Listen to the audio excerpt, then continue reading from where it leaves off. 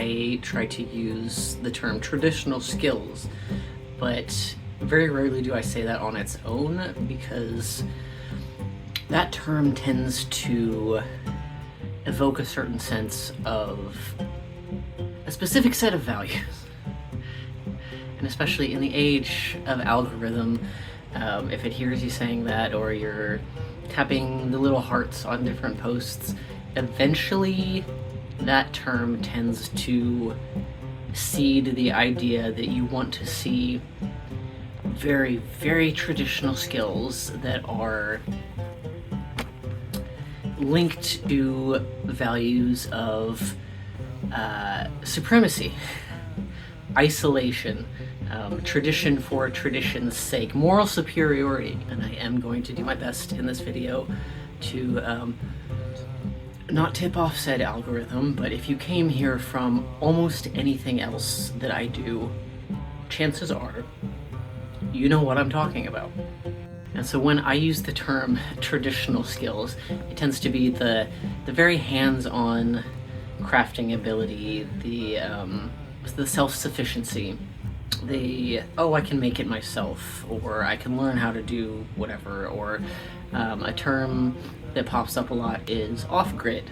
A lot of the things that I do require no electricity, but the term traditional has been co-opted and has been that way for a very, very long time, because the people who engage in it for all of the wrong reasons, they want to put forward this image that they own the term traditional.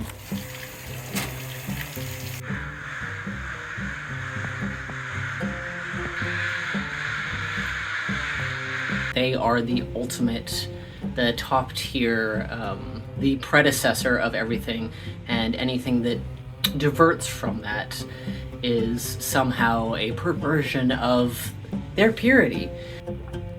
Like I said, it's the term supremacy. Especially with the current climate of everything, more people have popped up on my radar that understand that traditional skills doesn't necessarily mean one specific set of values. However, there's still a really, really strong culture of talking about it more than actually doing it. And when people actually do it, there's still so many people that assume everybody has the same baseline opportunities, the same resources, the same aptitudes, the same space, or the same needs. A lot of what I want to do this year in videos is, I've talked before about how doing videos can really help me take initiative, where it switches on the part of my brain that says, oh, you need to get that done and so that you have a video. Because you kept promising this. Like, it's the positive pressure of kind of pushing myself past that threshold of like, oh, I'll get to it later. No, you have a video, you should get it done. This year, the term I would really like to start using more often and in practical ways and bring you along is micro homesteading, because I used to follow, not a ton, but a handful of quote-unquote homesteading video makers, and inevitably, like, I would follow them for months and I would take some notes because it's very interesting and some good personalities, but eventually more would kind of skew in a certain direction and certain names would be dropped and things would be said just very casually, and I would realize, oh, you're like that.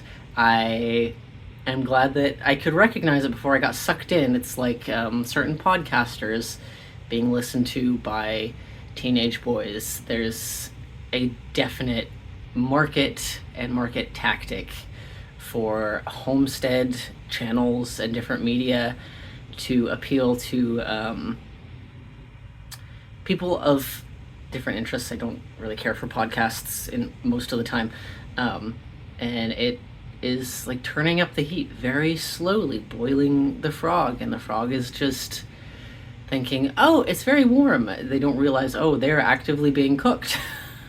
I do consider myself a religious person, but largely in the sense of when I say traditional skills, I try to be vocal about that so that someone around me can understand that doesn't mean just one thing. And I say the word religious because there are so many people who think they own that term, or that term means one specific thing. But in the sense of my spirituality, my religiousness, if you will, it's not my job to hand people the checklist of anything. It's not my job to hold someone's hand through here's what you should believe.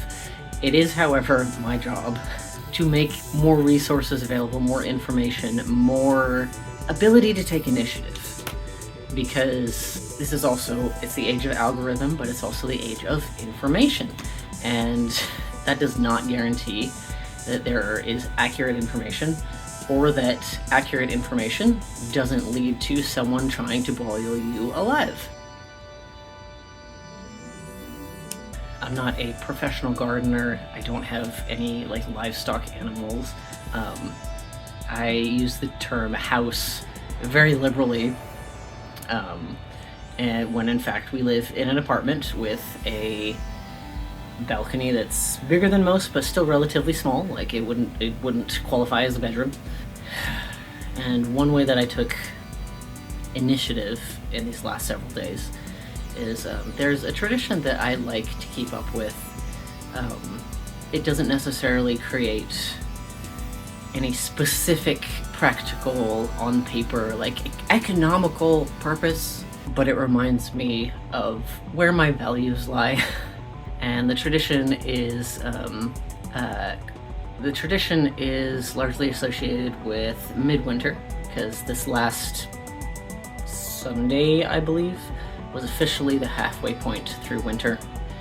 And I like cold weather, but it does mess with my brain a lot when it's dark and everything. So going out to collect from a very specific spot rather than just kind of downgrading to I can just step out my door and grab whatever's there. It's more about the initiative, it's more about the ritual and how it plays on my own energy and kind of kickstarting my sense of do something, don't just think about it, don't just talk about it. It also helps that it often gives me enough energy to make either some really nice bread or some cookies.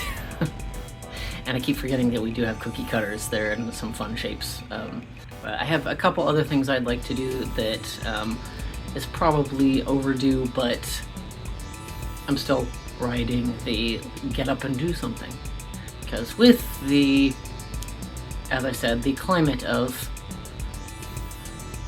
all the things lately, I have been seeing a lot of people talking about, oh, this is when we start a commune, this is a really good time to start our homestead, and this, that, and the other thing, and what are you actually doing about it? What are small steps that you can take that won't necessarily be instantly gratifying, but start something? Because too many people like the idea of doing all of this, but they're waiting for somebody else. They're waiting for some kind of YA fiction resistance or other group. They're waiting for something sensational that's easy to spot, that they can ride along with. And quite frankly, it pisses me off. Don't talk about revolution, don't talk about changing the system if you won't even share food with your neighbor. A lot of videos this year will be under the heading of micro homesteading. And as I said, I'm not a professional anything in that realm of things. I'm very lucky to have a partner who is also very into that, and we're on the same page when it comes to do everything small that you can, because it builds up. And even if you don't do it in some sensational way, starting matters. So if you're also in a small space, whether it is a house without a yard, or if you're in an apartment, or if you live with somebody else who's not into any of this, I hope the future videos will get some wheels turning, and even if I have access to some big technology, like I'm staring at solar panels that are about waist height over there. I'll be showing you how those work, but also I put out a call recently for if anybody wants to get rid of a whole bunch of plastic bottles. I am more invested in showing you how to use all of the boring things rather than tell you, hey, just go buy this, whatever it is. If you have specific things that you want to know about, I know everybody can do their own research, whatever, but I'm a visual learner, and engaging with someone who's doing it is very different than reading an article and trying it on your own, especially when you don't have a lot of funds. Because initiative can do a whole lot more than just staying in a comfort zone talking about stuff, and I believe you can do it. I'm gonna have some blind spots on accessibility of things, but if you have questions, I would love to hear them. If you have something you would like to point out, I would also love to hear that, because I don't see many people talking about at least start something. Because of the way that I work, I am completely self-employed. I work largely from home. I don't have a lot of time to dedicate to huge involved YouTube videos, so I'm trying to get better at keeping things not so much bite-sized as like a few bites, and then you can digest it a little. That said, if you would like to support me, my website is in the channel bio, as well as the caption here, and following this channel, and actually watching things, and as well as commenting. It really does help, because I'm going for some certain numbers so I can add this to my schedule during the day, so I can help give you more absolutely for free. I look forward to showing you a whole bunch of neat stuff, and until then, I will see you in the next video. Not fun,